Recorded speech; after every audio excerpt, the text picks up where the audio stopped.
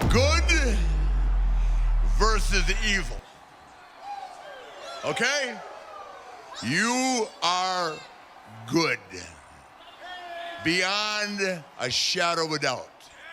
But I am the baddest man in the planet, brother.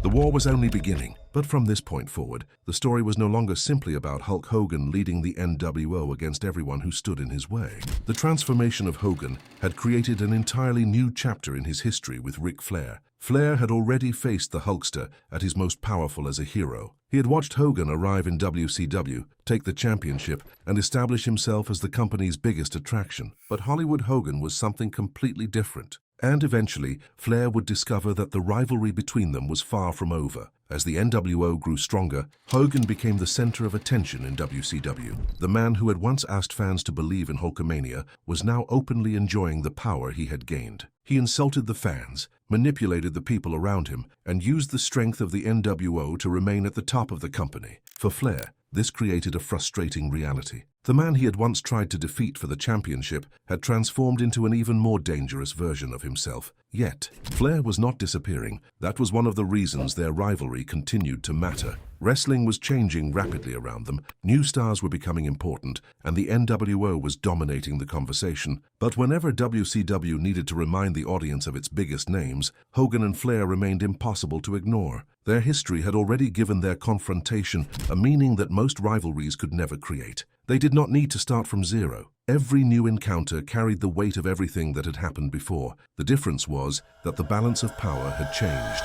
In 1994, Hogan had entered Flair's world as the outsider, attempting to take the biggest prize in WCW. By the end of the decade, Hogan was no longer an outsider. He had become one of the most powerful figures in the entire company. Flair, meanwhile, was still fighting to prove that his greatest days had not passed him by. Their conflict was no longer only about who was the better wrestler. It was becoming a battle between a man protecting his position at the top and another legend refusing to accept that his time was over. And eventually, that tension brought them back toward each other. As WCW moved deeper into the late 1990s, the NWO itself began changing. What had started as one of the most shocking ideas in wrestling had grown into something enormous. Different versions of the group appeared, alliances shifted, and the storylines surrounding Hogan became increasingly complicated. But through all the confusion, one fact remained clear. Hogan still had the ability to make any rivalry feel important. And Ric Flair remained one of the few opponents whose name immediately made a confrontation with Hogan feel historic.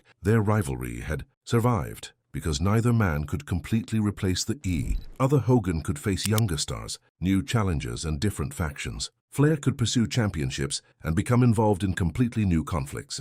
But Hogan versus Flair represented something that no new rivalry could reproduce. It was the meeting of two careers that had helped define professional wrestling in different ways. One had become the ultimate mainstream superstar. The other had built his reputation through championships, charisma, and an ability to remain relevant through generation after generation. That history returned to the center of WCW in 1999. By then, the company was entering a much more chaotic period. WCW had experienced incredible success, but the pressure to keep producing bigger moments was beginning to create serious problems. Storylines changed direction, authority figures became increasingly important, and championships were often connected to larger struggles for control. In the middle of that environment, Ric Flair and Hulk Hogan once again found themselves competing for power. But this time, the rivalry was different from anything they had experienced before. Flair was no longer simply standing across the ring from Hogan as another challenger. He became deeply connected to the struggle over who controlled WCW itself.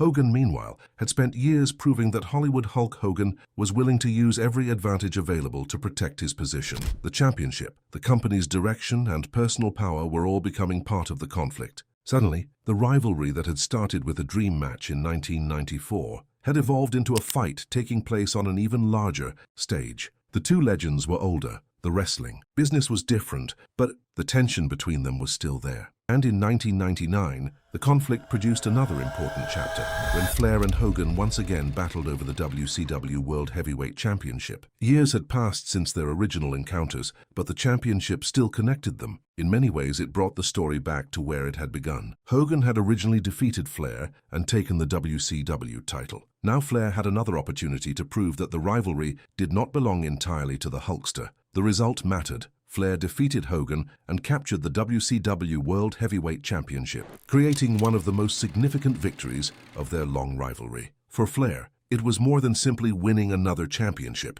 It was a statement that after everything Hogan had accomplished, after the NWO, after years of changing storylines and shifting power, the Nature Boy could still defeat him when the moment demanded it. For Hogan, however, losing to Flair did not bring the rivalry to an end. It only created another reason for the story to continue. The championship moved between the two men as their conflict once again became one of the central attractions in WCW. Their rivalry had now reached a strange point. They were no longer the two relatively fresh opponents from 1994. They had already experienced years of history together. They knew exactly what the other represented. Every confrontation now carried memories of previous victories, previous losses, and previous attempts to take control. There was no longer such a thing as a simple Hogan versus Flair match. Every encounter came with history attached to it, and that history was becoming increasingly important because WCW itself was beginning to lose its stability. The company that had once seemed capable of changing the entire wrestling industry was struggling to maintain a consistent direction. New ideas were introduced and abandoned.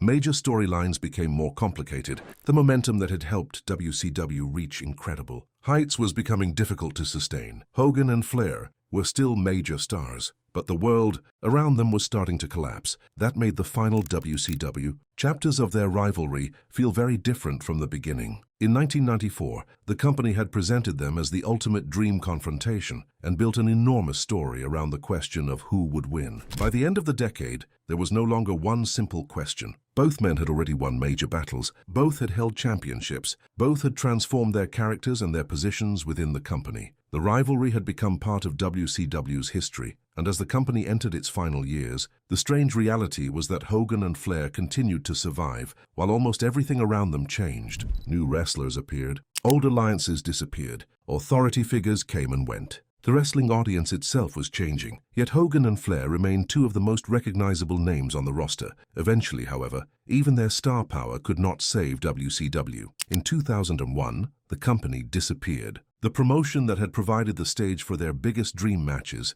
and their most famous championship battles was gone. For many wrestling rivalries, that would have been the natural ending. A feud belongs to a company, and when that company disappears, the story usually ends with it. But Hulk Hogan versus Ric Flair was never a normal rivalry. Their history was bigger than WCW, and soon, both men would find themselves connected to the company that had once represented the other side of the wrestling war. In 2002, Hulk Hogan returned to WWE during one of the most dramatic periods of his career. His return immediately reminded fans of everything he had accomplished. The man who had left WWE years earlier and reinvented himself as Hollywood Hogan was now back in the place where Hulkamania had first become a worldwide phenomenon. But WWE was no longer the same, and neither was Hogan. The years in WCW had changed his career completely. He had gone from being the ultimate hero to becoming one of wrestling's most memorable villains. He had helped lead the NWO and become a central figure in the Monday Night War. By the time he returned to WWE, Hogan's career already contained several completely different eras, and waiting inside this new environment was Ric Flair. Flair had also entered WWE after the collapse of WCW, bringing with him the reputation of a man whose career stretched across decades. Their connection in WWE was different from their original WCW story. The two men were no longer trying to establish themselves as the future of a company. They were already legends. Their accomplishments had been recorded, debated, celebrated, and compared for years. Every new confrontation existed because of what had happened. Before that, the dream match had become a legacy rivalry. Hogan represented the superstar who had helped make wrestling a mainstream attraction on a global scale. Flair represented the wrestler whose influence could be seen in generations of performers who followed him. Their methods were different, their personalities were different, and their careers had taken dramatically different paths. But eventually, both had become symbols of the same industry.